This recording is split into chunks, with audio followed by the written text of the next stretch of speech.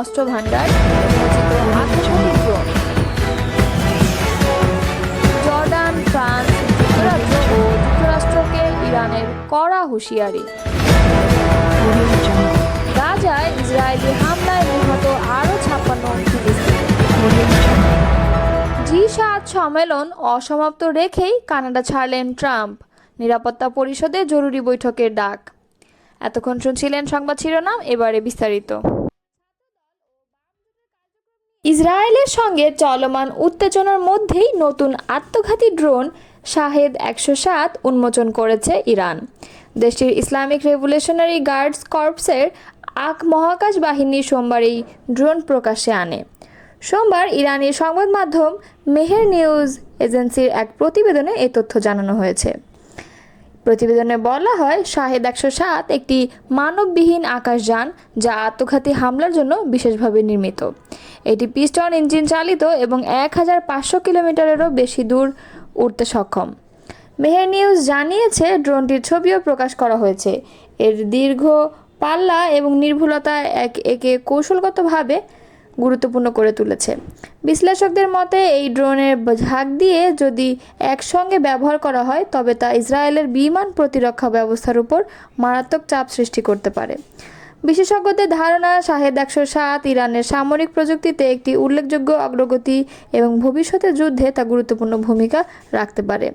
প্রতিবেদনে আরও বলা হয়েছে, ইরান ও ইসরায়েলের মধ্যে চলমান উত্তেজনার প্রেক্ষাপটে এই ড্রোনের উন্মোচন আঞ্চলিক নিরাপত্তা পরিস্থিতিকে আরও জটিল করে তুলতে পারে। তবে ইরান জানিয়েছে, শাহেদ 107 কেবল প্রতিরক্ষামূলক কৌশলের অংশ হিসেবেই ব্যবহৃত হবে। ইসরায়েলের হামলায় ইসলামিক রেভলিউশনারি গার্ড বেকার এর নতুন শীর্ষ কমান্ডার আল সাদমানি নিহত হয়েছেন বলে দাবি করছে ইসরায়েল। মঙ্গলবার এক প্রতিবেদনে এই খবর জানিয়েছে ইরান ইন্টারন্যাশনাল। প্রতিবেদনে বলা হয়, তেহরানের মধ্যাঞ্চলে একটি সক্রিয় কমিউনিটি সেন্টারে সোমবার দিবাগত রাতে ইসরায়েলি যুদ্ধবিমান হামলা চালিয়েছে, যার ফলে ইরানের খাতাম আল আম্বিয়া কেন্দ্রীয় সদর দপ্তরের নবনিযুক্ত প্রধান আলী সাদমানি নিহত হয়েছেন। তিনি মাত্র 4 দিন আগে গোলাম আলী রশিদের স্থলাভিষিক্ত হিসেবে নিযুক্ত হয়েছিলেন। আর উল্লেখ করা হয়, আইআরজিসির মহাকাশ বিভাগের 8 জন ঊর্ধ্বতন কর্মকর্তা তেহরানের এক ভূগর্ভস্থ ব্যাংকারে বৈঠক করার সময় মারা যান। তাদের মধ্যে ছিলেন এই বিভাগের দীর্ঘদিনের প্রধান আলী আকবর হাজিদা এবং ক্ষেপণাস্ত্র ও ড্রোন বিভাগের কমান্ডাররাও।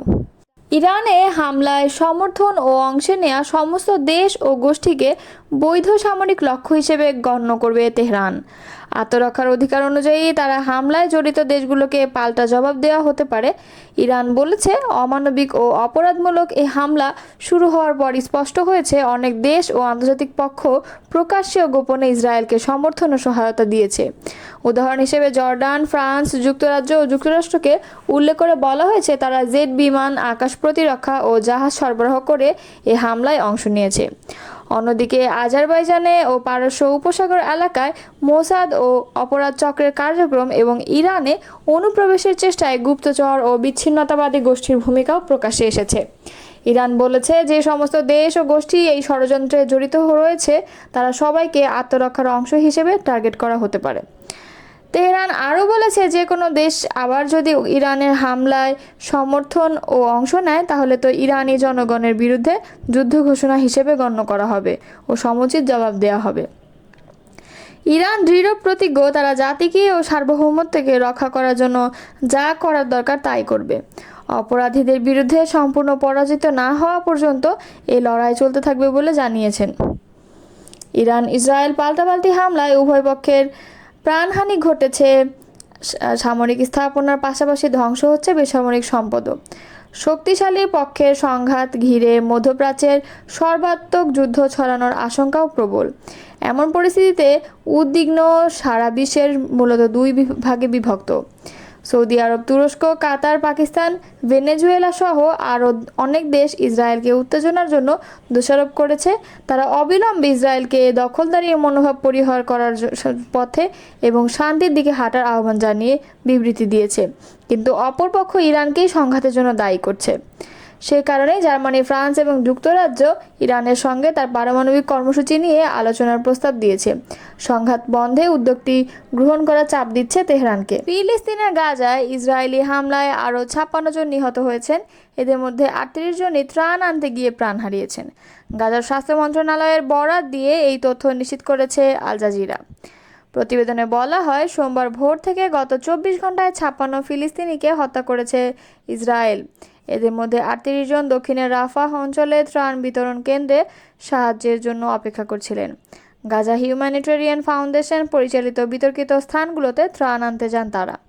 যুক্তরাষ্ট্র, ইসরায়েল সমর্থিত ও ইসরায়েলি সামরিক বাহিনী নিয়ন্ত্রিত এলাকায় পরিচালিত জিএইচএফ-এর কেন্দ্রগুলোতে ত্রাণ সংগ্রহকারীদের ওপর হামলার ঘটনা ঘটেছে। গাজা কর্তৃপক্ষ ও সমালোচকেরা এই ত্রাণ কেন্দ্রগুলোকে মানব কসাইখানা আখ্যা দিয়েছেন। জিএইচএফ গত 27 মে থেকে কার্যক্রম শুরু করার পর এসব স্থানে ত্রাণ নিতে গিয়ে 3 শতাধিক মানুষ নিহত হয়েছে, আহত হয়েছেন হাজারের বেশি মানুষ। ইরানের সঙ্গে ক্ষেপণাস্ত্র হামলা বিনিময়ের মধ্যেও ইসরায়েলি বাহিনী গাজায় তাদের আক্রমণ অব্যাহত রেখেছেন। গাজার স্বাস্থ্য কর্মকর্তাদের মতে 20 মাসেরও বেশি সময় ধরে চলা ইসরায়েলি হামলায় 55,362 ফিলিস্তিনি নিহত হয়েছেন, আর আহতের সংখ্যা 1 লাখের বেশি।